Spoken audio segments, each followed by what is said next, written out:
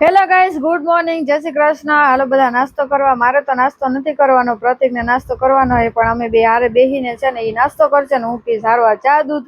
એટલે બધા હાલો નાસ્તો કરવા. નાસ્તામાં જો મસ્ત ચા બનાવી નાખી હે ને મસ્ત ભાખરી બનાવી હે ને ઉપરથી ઘી, એટલે હે ને મસ્ત આપણે નાસ્તો કરવા પ્રતિક બેસી ગયા હે ને પછી તો હે ને મારે આજે સૂકી ભાજી બનાવવાની હતી. મેં કીધું ચલો લાવને આજે તમને એક રેસીપી બતાવું.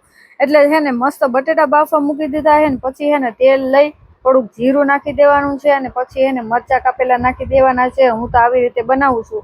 તમે કેવી રીતે બનાવો છો મને કમેન્ટ કરજો. અને પછી તો મેં નાખી દીધો લીમડો, હરખું બધાય છે ને સતળાઈ જાય બધું. પછી આપણે છે ને એની અંદર જ હું છે ને હળદર નાખી દઉં છું. તમે ઉપરથી નાખતા હશો પણ હું પહેલા જ નાખી દઉં છું.